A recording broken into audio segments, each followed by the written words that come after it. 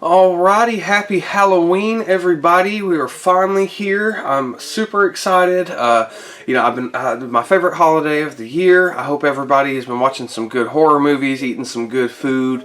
I don't know if anybody's got kiddos taking out trick-or-treating. I don't get any trick-or-treaters around my side of town anymore, unfortunately. I really wish I did.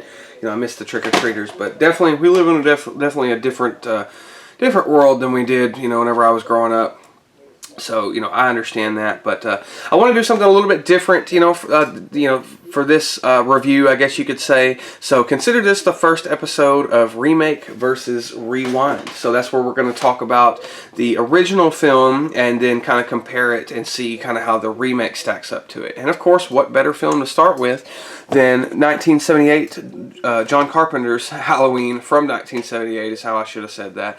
And of course, Rob Zombie's Halloween from 2007. Let me just readjust that slightly so you can see them a little bit better. Sorry about that. I know I do that a lot. So this is the theatrical version of Rob Zombie's Halloween, and then of course this is the I believe this is the Anchor Bay release of John Carpenter's Halloween. I do have the unrated director's cut, which we'll kind of get into that in a little bit, because the director's cut of Rob Zombie's Halloween is even just a little bit different than his theatrical version. But I prefer the theatrical version. I think it is the one to watch, if I'm being honest with you, out of the two. But I'm not going to get into the story too much, and I'm not going to just nitpick all the differences, but I'll definitely, I'm just going to kind of give my opinion and tell you kind of what I think about it. So, because this is definitely a very divisive remake. I know a lot of people who are like obsessed with it, and I know a lot of people who just absolutely fucking hate it. And honestly, on both ends of that, I understand, because when I first saw this movie, I loved it. I was all about it. I thought it was a great remake. I really liked what Rob Zombie did with it, but there are some things, as I've gotten a little bit older, that are kind of, I guess, nitpicks to me that I don't really care for too much. But again, we'll kind of get into that. So, of course, John Carpenter's Halloween from 1978 is a classic. I watch it every year alongside Halloween 2. I think it's a great little, double feature, most definitely. And of course, Rob Zombie did do a version of Halloween 2, which maybe we'll compare those, at some point. But, of course, Halloween follows, an escaped mental patient, Michael Myers, who escapes from Smith's Grove Sanitarium and comes back to his hometown and starts stalking babysitters, and killing them. And, and he's very spooky. He's sort of a more of an entity rather than a person, to be honest with you. He's very creepy, he's just this normal, kind of unassuming guy, in a Halloween mask, and he's going around stalking these people, and he's sort of just like a force of nature, that's why, where you get the name The Shape from, which I really like that. I like that, this one is not, as Dr. Loomis always says, he's not even human, I really like that. There's literally no emotion behind him whatsoever. There's no explanation. There's no rhyme or reason. He is what he is, and he is pure evil, and he is out to kill, on Halloween night, and I love that. That concept is so great to me, because it really just, that makes Michael Myers as a character so scary, that it's just this average, unassuming looking, guy, who is bulletproof. He cannot be killed. He just keeps getting up. You can throw everything at him, and he just keeps on getting back up and coming back after you. And I really like that. Just the whole concept behind Michael Myers. I love the location. The small town. Haddonfield, Illinois. I love that. I love all the actors and actresses in the original Halloween. I think they do a great job. And it really has that fall time Halloween feel. Like, you really get that, in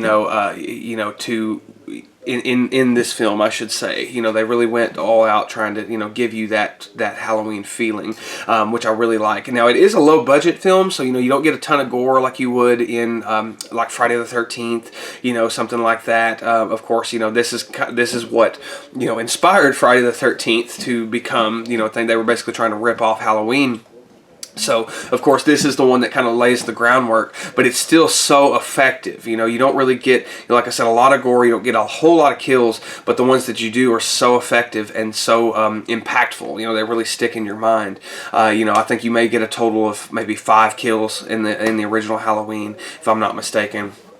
And then, of course, many years later, and many films later, you know, as we go through, as we go through the franchise of Halloween, it finally comes down to Rob Zombie, who is going to remake Halloween. So, when I first heard that Rob Zombie was remaking Halloween, I was actually very disappointed because I am a Rob Zombie film. I love his movies much more than I like his music. You know, I love House of a Thousand Corpses. Devil's Rejects is really good.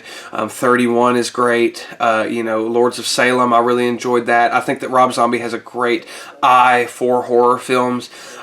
Maybe not writing them necessarily because his dialogue is kind of silly at times, but I think that he, you know, the visual, you know, on the visual side of things and the visceral side of things, I think he nails it, you know. But when I first heard that he was doing it, I was just a little bit disappointed because I just knew how extreme it was going to be. You know, I mean, you know, as soon as you hear a Rob Zombie film, you know, you kind of know what you're in store for, you know, a lot of the times. And I don't mean that in a bad way. You know, he definitely has his own signature style. And I can respect that very much. But one thing that this one does that I like and I don't like. So, and that's kind of where, you know, what gets a lot of people is that in this film, he really humanizes the character of Michael Myers. And that is something that I don't really care because it takes the scare factor away. And I guess to make up for that, he made him gigantic. Excuse me. So Michael Myers in this one is definitely the Frankenstein monster, 100%. He's just this giant looming presence, you know, that is definitely a lot more human. You know, we see a lot more of the human side of Michael Myers. Of course, we get the backstory, you know, him coming from a broken home. And Rob Zombie was really kind of trying to explore the psychopathy of Michael Myers. You know, what made him become this way. And I like that to an extent, but I don't, just because it takes away so much from the character of Michael Myers. Because Michael Myers is just this mysterious, unassuming presence, you know what I mean? Like he can slip in and out of, you know, or he can just walk around, you know, in public, and you know you won't even realize, you know, that, you know, he's just there, you know. Excuse me. And he's very elusive, and he just kind of blends in with his environment. Whereas this one, you know, he definitely sticks out like a sore thumb. You know, Tyler Mane playing Michael Myers, which, don't get me wrong, I do think he did a fine job. And I think that, and I do like the Michael Myers character that we get in this one, but, you know, definitely not as much as the original Michael Myers character. You know, I think that he was definitely, it's kind of his own thing. And that's kind of how I have to look at it, is that this one is very much its own thing, which is kind of what John Carpenter told Rob Zombie to do when Rob Zombie wanted to get his blessing for this film. You know, you know, John Carpenter told him to make it his own, which, you know, further down the line, you know, Rob Zombie did tell some lies about John Carpenter, which I did not appreciate, because John Carpenter is just a very wholesome man. And, you know, so I didn't appreciate that, and I'm sure John didn't, you know, especially watching, you know, interviews and things like that. But yeah, so, and I agree with what John Carpenter said, is that he made the guy too big. You know, that's exactly what he says. He's like, the guy's too big, you know, and he is definitely, you know, a lot more human, you know. And of course, we like I said, this one kind of starts out, we get the backstory of Michael Myers. You know, we see him growing up. Honestly, I wish that would have been the whole film, which I believe was Rob Zombie's initial intention. I think he wanted to make 2 of them, where one of them is the backstory of Michael Myers kind of growing up, and then the second one would have been kind of a full-fledged remake. So I think I probably would have liked that a little bit better if it had just done that, instead of, you know, being half a prequel and then half a straight remake. You know, but either way, I do still think it works. It definitely added something different. You know, like I said, a lot of people kind of complain about that, but at the time, you know, whenever I first saw it, it was kind of refreshing to see something a little bit different and kind of see the character explored a little bit more. But again, it just it just adds too much humanity to Michael Myers, like most definitely. And that's just my personal opinion. But I think the locations look great. I think that I like the look of the mask, and I like Michael's look. I think he looks really cool. All the actors do fine, and the actresses do fine, except Rob Zombie's dialogue also just makes me laugh sometimes, just because it sounds like I heard somebody say this one time, and I completely agree with it, but it sounds like something a 12-year-old would write to sound cool, how they think adults talk. You know what I mean? It's like you get fuck, shit, just all this. So much cursing, and I mean, just kind of over the top. And I guess some people do talk like that. I mean, I do know some people that really do talk like that, and I mean, I curse quite a bit myself, but it's just kind of funny in a way to me. And a lot of the characters are just really shitty. And he also makes Michael more of a sympathetic character in this, again, with the backstory, which I really don't like that either, because as soon as you kind of add sympathy, or once you start trying to make your villain, unless of course that's kind of what you're going for, creating that, but that'd be like making Jason Voorhees a sympathetic character, or making which Jason kind of is a little bit of a sympathetic character, but at the same time, I don't know, that's kind of a two sides of the same coin kind of thing. But I don't think that really works for Michael Myers. Most definitely. It's not really my, what I prefer. And again, I've said this 1,000 times. It just makes him too human, and that really just doesn't really do it for me.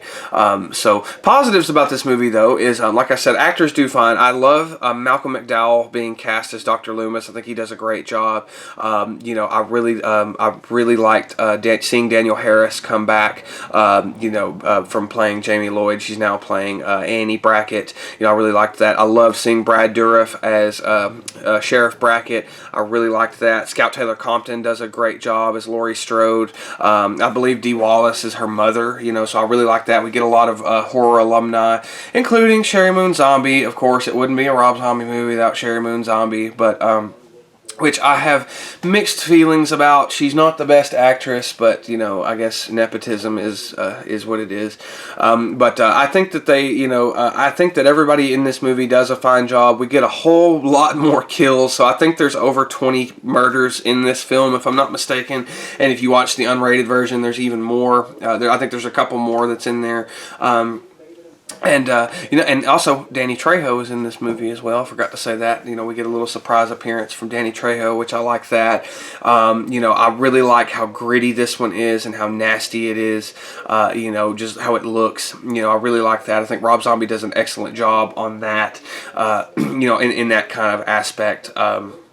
But that's just kind of his style. I think he does that, and I honestly think, and I've said this before, but I honestly think that Rob Zombie, even though it had just been done about 4 years prior to his remake of this movie, I think Rob Zombie would have made a much better Texas Chainsaw Massacre remake than a Halloween remake. That's just me personally, even though kind of House of a Thousand Corpses is kind of the sample, for that. But I think that he would have done I think I would have enjoyed seeing a Texas Chainsaw remake, maybe with a young Leatherface, kind of coming to be. I think I would have enjoyed that a lot better than, and I think a lot of people would have enjoyed that a lot better than, his Halloween remake. But again, it is what it is. It's what we got, and I'm not. I still watch it quite frequently, but it's not one of those things. I'm not like obsessed with it. I know some people who live for this damn movie. And that's not really me. I do enjoy it for what it is, and I do watch it. Even throughout the year. I don't even watch it through. Just on Halloween. I watch it. Whereas this one, I pretty much only watch on Halloween. Or around Halloween time. I watch this one kind of just, some days we'll be sitting there and I'm like, I'm going to watch Rob Zombie's Halloween, because it is a good, let me put it like this. It's a good Rob Zombie film, but it's not a great Halloween film. That's really a good way I can kind of sum it up and kind of describe it, but that's just me. That's my personal opinion. If you love this movie, or you just like it, or whatever have you, I don't hold anything against you by any means. You like what you like, and if you hate it, I understand that too. Because there are things I really like about it, and there are things that I really dislike about it. And I like the way that Rob Zombie ended it too. How he decided to end it, because it was very much like a Halloween 2018 situation where, he wasn't necessarily sure if he was going to get to do a sequel or not, so he made the ending where it could be final, but you could also kind of come back from it. So I like that he kind of did something like that, because of course, the ending, thing that happens to Michael kind of takes place off screen. But again, it doesn't really, that still doesn't even really work for me, just because of how human he has made Michael. Even though he's this giant, gargantuan, hulking thing, he definitely doesn't really, that kind of takes away from some of the ending, just because the Michael Myers in this one, he doesn't seem human. He just seems like he's in human shape, which is why he's known as the Shape. He's just the shape of a human, the shape of a man, if you will. So that's kind of my kind of how I feel about this one. It absolutely does not surpass the original 1978 Halloween. I do not think it's a better remake, but I do think it's a fairly good remake, and it is one that I enjoy and that I do like to put on every once in a while just to check out, just for fun, because it is a fun movie. Like I said, great Rob Zombie film, but not a great Halloween film. Let me put it like that. But I appreciate it for what it is.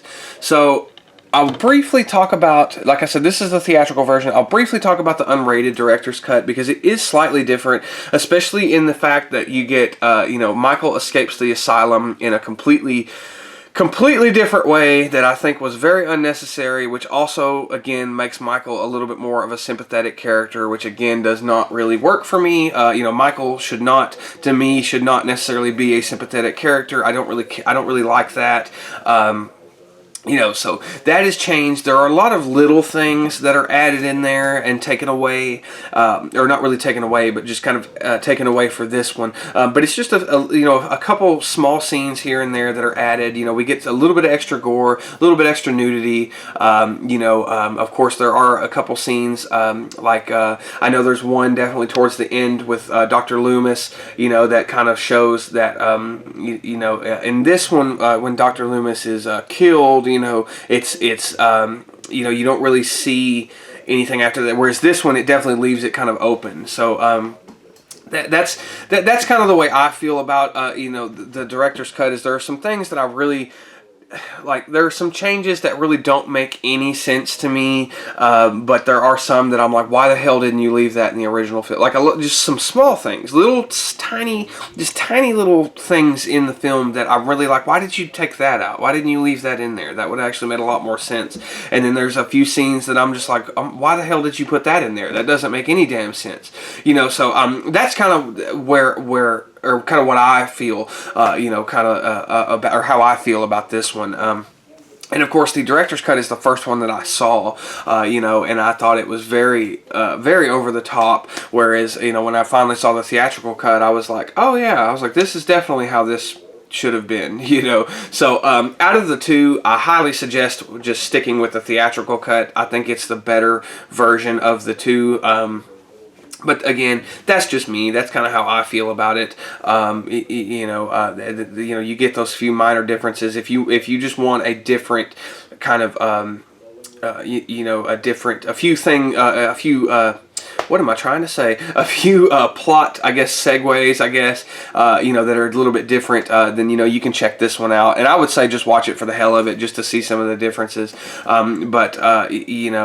It's really interesting to watch them back to back, too, because this one, I think, I don't know, I can't remember how much longer. It's not too much longer than this one, but it definitely feels a little bit longer. And again, that's just kind of me. That's kind of how I feel about it. But that is the unrated director's cut. So I'm just going to put it right there alongside the theatrical version. So like I said, I do enjoy this remake fairly well, but it absolutely in no way at all surpasses John Carpenter's Halloween for me. I think John Carpenter's Halloween is just an absolute classic.